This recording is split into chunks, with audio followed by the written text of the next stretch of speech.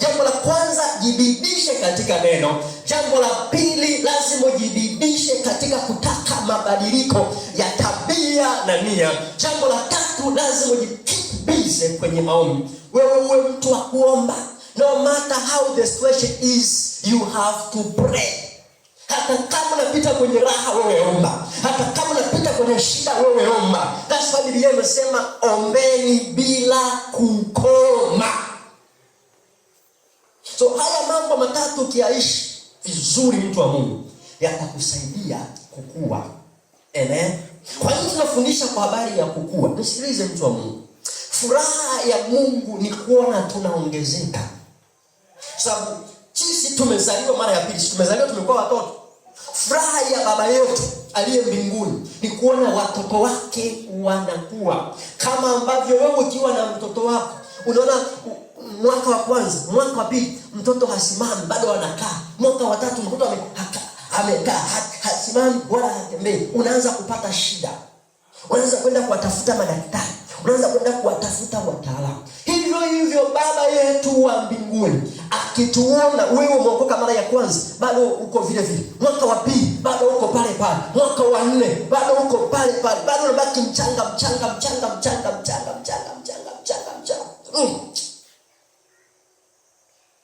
Mtoto kuna shida. Kuna shida mahali. Haiwezi kushughulikiwa sasa. Bwana Yesu asifiwe. Amen. Bwana Yesu asifiwe. Unanielewa watu wa Mungu? Kwa hiyo ni muhimu sana. Ni muhimu sana kukubali kukua. Amen. Mtu anayekua hata Mungu huwa haruhusu yule mtu afe. Kuna watu Mungu huwa anaruhusu wafe. Sema amen. Madamu amen.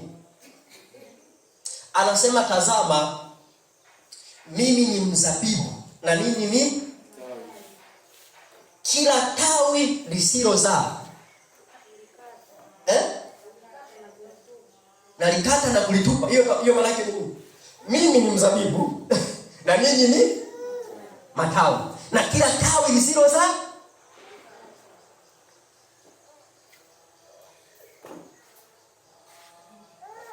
Amen. Manake mpaka inafikia hatua ya kuzaa matunda hiyo tawi. Manake lilikuwa jani, likakua mpaka limefikia hatua ya kuzaa matunda. Sasa manake Mungu kitu ambacho anakiangalia sio tu kukua, ni kuzaa. Hiyo ni somo jingine tena la kumzalia Kristo matunda. Amen. Kwa hiyo tunategemea huyu mtoto, wewe ulikuwa mtoto, si ndio? Mama Light ulikuwa mtoto. Ukakua kwa mtu mzima, si ndio? Umezaa watoto. Maana wewe hukupata watoto ukiwa mchanga au ukiwa mtoto, ni mpaka umefikia kwenye level ya nini? Ya ukubwa. Si ndio? So kiroho, ili uweze kumzalia Kristo matunda, ni mpaka umetoka kwenye uchanga, umeenda kwenye ujana wa kiroho, mpaka kwenye utu uzima wa kiroho. Sasa unapokuwa kwenye utu uzima wa kiroho, sasa ndio tunaanza kuona matunda, unazaa matunda. Unamzalia Kristo matunda. Amen.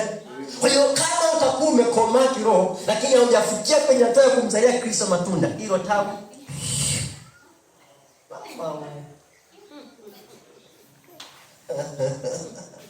Bwana Yesu asifiwe.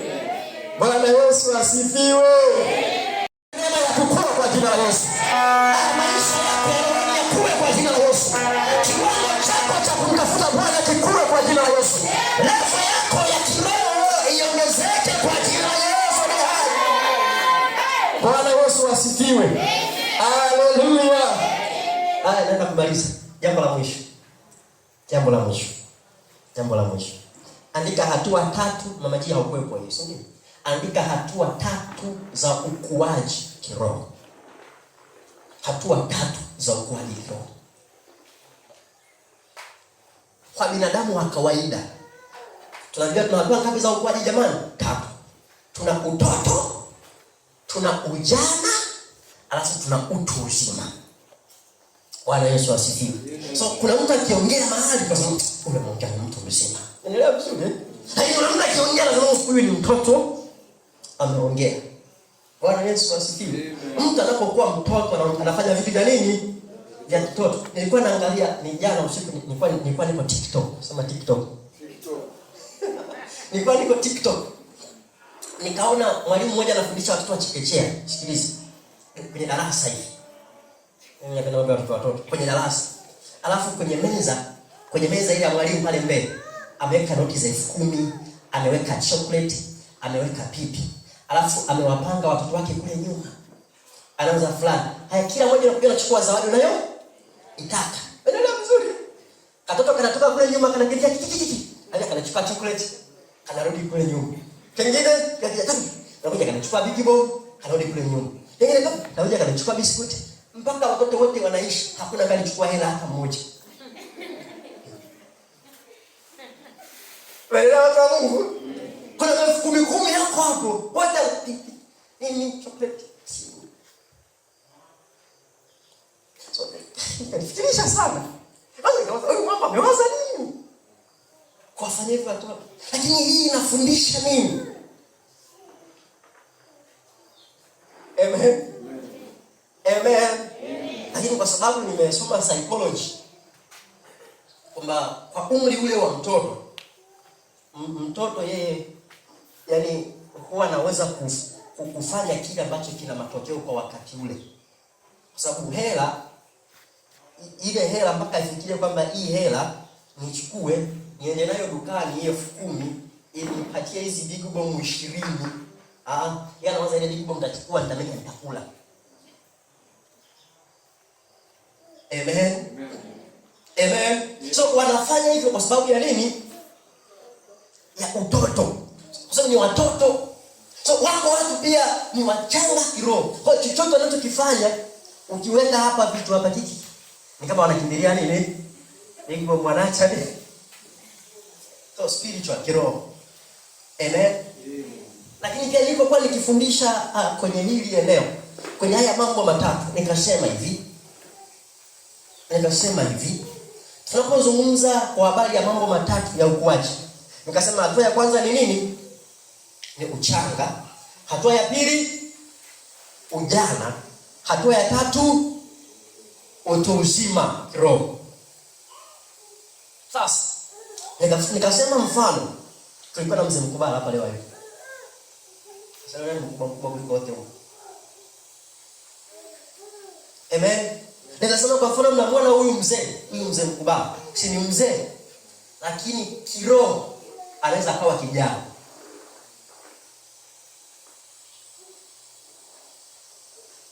Amen. Alafu kijana akawa ni mtu mzima kwa mambo ya roho. Yesu asifiwe. That's why mambo ya rohoni hayaangalii nini? Umri. Tuna deal na maturity na utu uzima. Yaani unaweza kuwa ni mtu mzima mwilini lakini kiroho ni mchanga. Unaelewa vizuri? Lakini mwingine anaweza kawa ni mtoto kimuonekano, lakini ukimcheck hivi ukikao kimsikilize, hapa ni kama mtu mzima. Bwana Yesu asifiwe. Haleluya. Tuliangalia kitabu gani? Tende chapo, nimalize hapo. Waraka wa kwanza wa Yohana sura ya 2, mstari wa 12 mpaka wa 14. Yote hiyo hatua zote tatu ziko hapo. Zote ziko hapo. Namaliza tu hapo. Naona mama ananisikiliza vizuri. Mungu akubariki.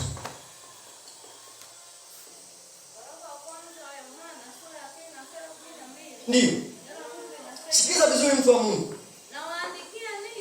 Ninawaandikia ninyi watoto wadogo kwa sababu mmesamehewa dhambi kwa ajili ya jina lake. Ninawaandikia ninyi akina baba kwa sababu mmemjua yeye aliye tangu mwanzo. Ninawaandikia ninyi vijana kwa sababu mmemshinda yule mwovu. Nimewaandikia ninyi watoto kwa sababu mmemjua baba. Anasema nimewaandikia ninyi watoto kwa sababu mmemjua baba. Nimewaandikia ninyi akina baba kwa sababu mmemjua yeye aliye tangu mwanzo. Nimewaandikia ninyi vijana kwa sababu mna nguvu wingi ndani yenu, nanyi mmemshinda yule mwovu. Nisikilize mtu wa Mungu. Mwandishi wa kitabu hiki hakumaanisha ujana. Of course kwa tunatumia sana ili andiko kwenye kufundisha vijana, si ndio? Lakini ukiangalia context yake, hiki kitabu cha waraka wa kwanza wa Yohana, waraka wa Yohana, alikuwa mwandishi wa kitabu hiki Yohana alikuwa kilionya kanisa kwa habari ya mafundisho mapotofu. Amen. Na akawa amewagrupu hawa watu au ili kanisa ambalo alikuwa ameandikia hii barua katika makundi matatu. Na huyu mwamba aliandika hizi barua tatu tofauti. Anaposema nimewaandikia ninyi watoto, maana yake kulikuwa kuna package fulani maalum kwa ajili ya nani? Ya watoto. Na akasema nimewaandikia ninyi akina baba, kwa kulikuwa kuna package fulani ya kwa ajili ya akina baba. Lakini pia kukawa kuna package fulani kwa ajili ya nani? Ya vijana. Amen. Bwana Yesu asifiwe. Bwana Yesu asifiwe. Kwa hiyo sasa nisikilize mtu wa Mungu. Kwa hiyo sasa hatua ya kwanza anasema nimewaandikia ninyi watoto wadogo. Kwa hiyo ndani ya kanisa tunaweza tukawa na watu wenye hali zote ngapi? Tatu. Tukawa na watoto wadogo, tukawa na vijana, tukawa na watu wazima, sio kwa umri, kiroho na maanisha. Sasa tuangalie sifa za kila kundi, alafu utajijua uko kwenye kundi gani. Ili nimalize hapo. Wa kiroho, spiritual childhood. Anasema hawa wamesamehewa nini? Dhambi. Mtu yoyote anapookoka, jambo la kwanza ambalo Bwana linakuwa limefanyika kwenye maisha yake ni kusamehewa nini? Dhambi.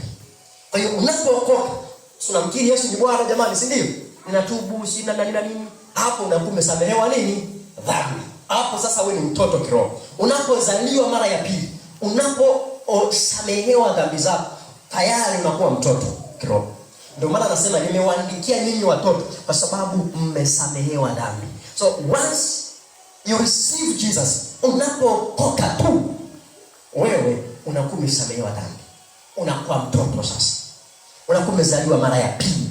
Tunazaliwa mara ya pili kwa kusamehewa dhambi, kwa kuikubali kazi ya msalaba ya Yesu.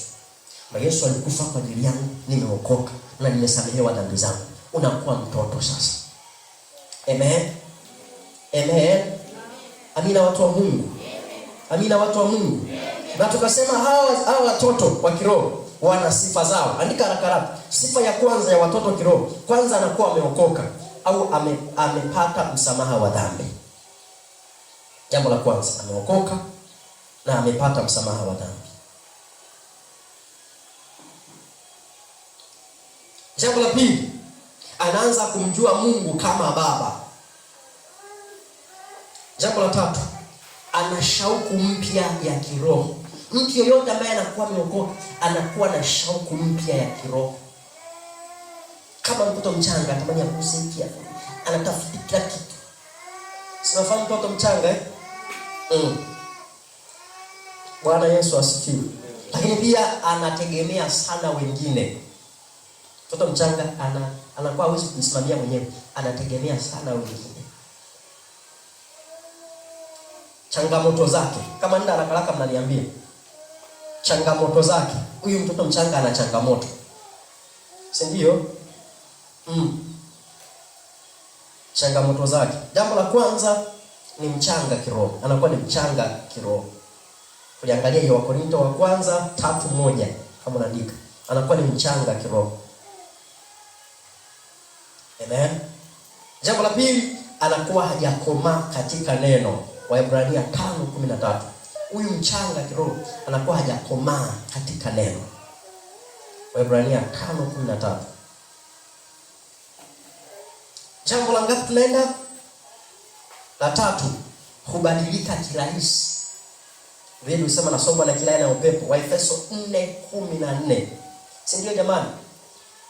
Wakisema huku kushoto kulia, huku yupo, anasomba na kila aina ya upepo. Kama mtoto mdogo akiona fagio anakula, sijui akiona sijui nini anakula, chochote kikiona yeye ufanyaje? Ni kula. Yebo anashika yebo anaweka mdomoni, ni kula. Afikiri kila kitu ni chakula.